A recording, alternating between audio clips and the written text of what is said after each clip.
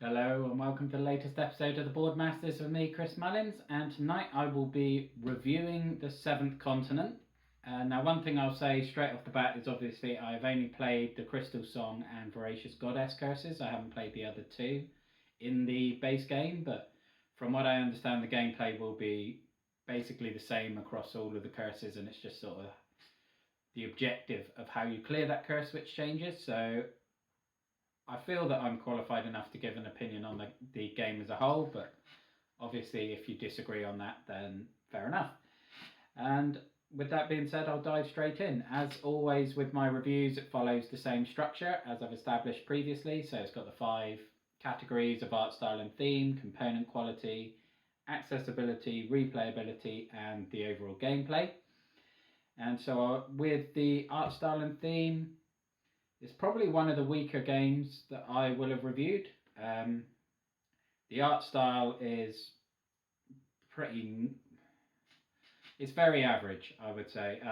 Some of the cards are really nice, some of the terrain cards are really nice, and like some of the injury cards are quite graphic and in a good way, like the one-legged one which I had in the last video, and the bloody cards are sufficiently gruesome and things. But other than that, there's not. I mean, the character art is okay, and the art for the equipment and things, again, it's okay. It doesn't.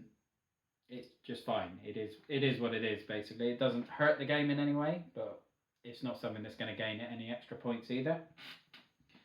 And sort of similar with the theme, really.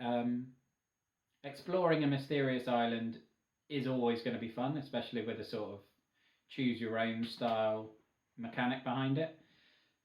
But historically, particularly coming from video games, I was always about narrative, and I was hoping that would translate to my board game, sort of the board games that I like, and with games like this War of Mine, that definitely seems to be the case so far.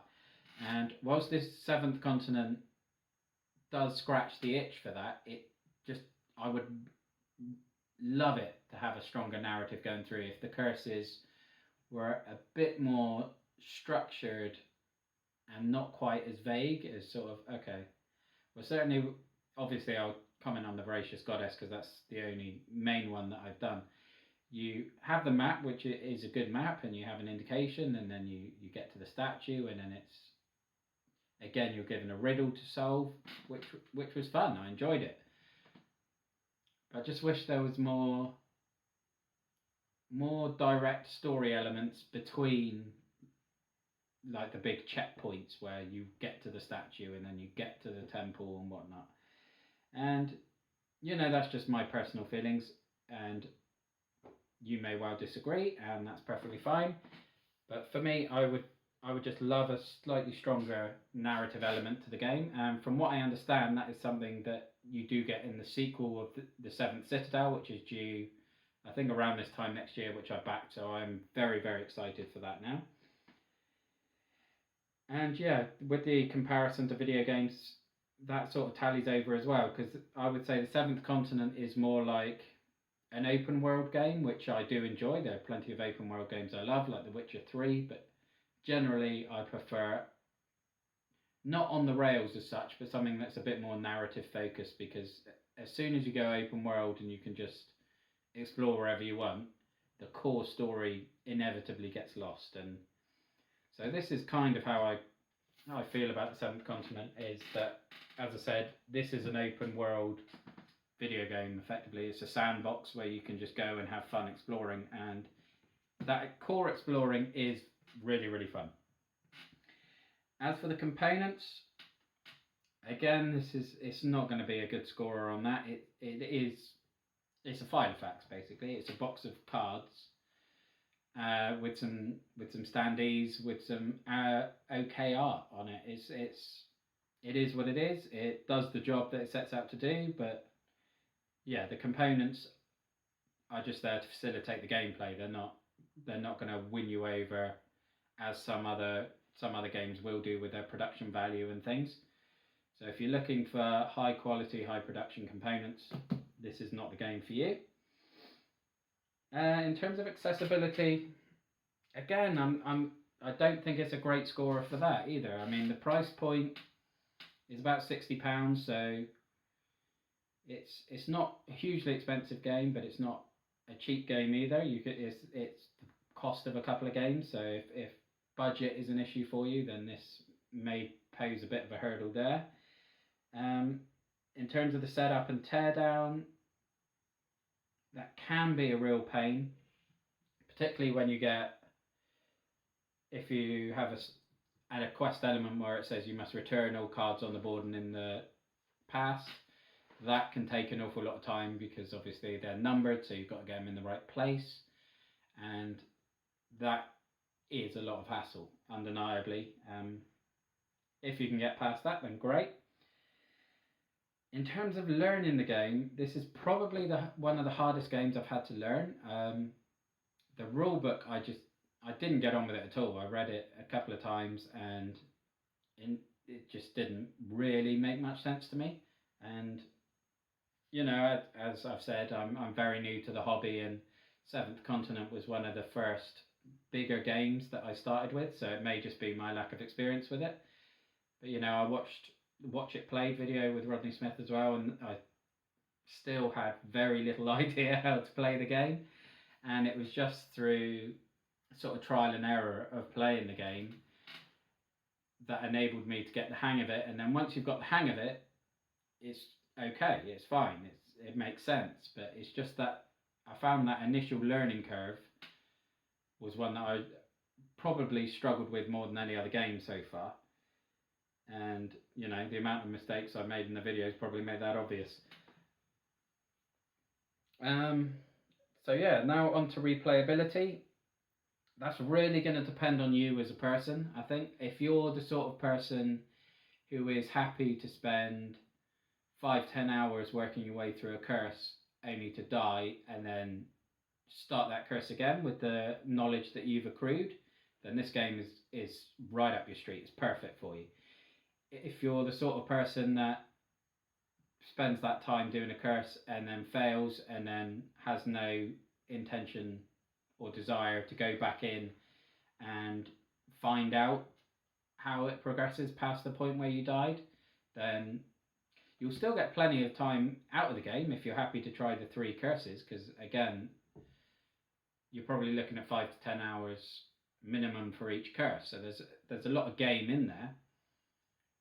It just is, the mileage on it is going to depend very much on you. If you want to go back and retry each curse over and over until you complete each one, you'll probably get hundreds of hours out of the game. Whereas conversely, if you're not into that, you'll be finished with it after a few dozen.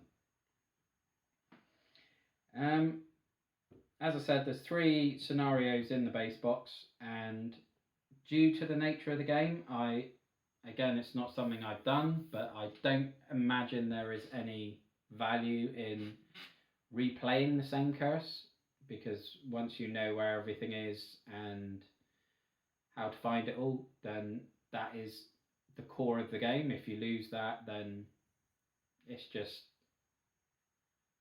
I don't know, just busy work, I guess. It probably would feel genuinely like a file of facts if you were just doing it that way. So I don't see any value with that. There are plenty of expansions and alternative curses that you can buy, but obviously that's going to be at an increased price point. I would recommend, certainly if you're interested in the game, picking it up with the Crystal Song expansion, which I played on the channel, and that's basically acts as a much shorter, far more digestible sort of tutorial scenario, and I think that is a really, really good way to introduce yourself to the game and the mechanics. And then after that, if you love the game, by all means go all in and get the other curses, but I wouldn't bother getting them initially, because there is plenty of gameplay in the core box to keep you going until you know whether it's a game for you or not. Finally, the gameplay, and this is where it really shines to me. It's far more fun than the game probably has any right to be, based on like the categories I've gone through, because again, it's not a good scorer on art style and theme, really. It's not a good scorer on component quality. It's not even a particularly good scorer on accessibility and replayability. But I loved playing it. It was so much fun. It's constant decisions and resource management and inventory management, and there's the memory aspect of knowing, okay, where can I hunt? I need to get back there so I can hunt again after I've rested, and okay, so now I know that that item is in that location, so I need to make a beeline for that next time. And even with the Voracious Goddess Curse, now I know, well, there's one in the one item in the Ice Cavern, and I'm sure there's one in the Underground Temple, but I died before I found it. I could go with the knowledge of going to those places before I ever even get to the statue and cut out the middleman and a lot of the journeying, for example. So yeah, the mechanics are phenomenal. The way the game works together, and it's definitely got me really excited for the 7th Citadel. I just really wish it had a stronger narrative. I'm not sure improving the art would necessarily benefit the game in any way. I think it services it fine. I mean, anything that's prettier will always appeal to me, but it is a very, very good game that I've thoroughly enjoyed and highly recommend.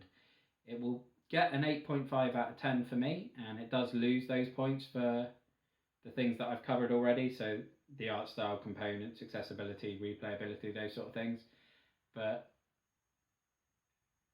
as I said, the gameplay is so much fun that it scores probably higher than the other things have any right to. It probably should be around a 7, but based on the other 4 categories. But the actual way it works together is so much fun that I can highly recommend it, unless you're the sort of person that has no interest in exploring whatsoever, in which case, yeah, stay away from the game. But I do really love it. And that is my review of the 7th Continent. So I hope you enjoyed that. I mean, feel free to post your opinions down below, whether you agree or disagree. And I'll catch you again soon. So thank you for watching. Look after yourself, stay safe, and have a good one. Thank you. Bye-bye now.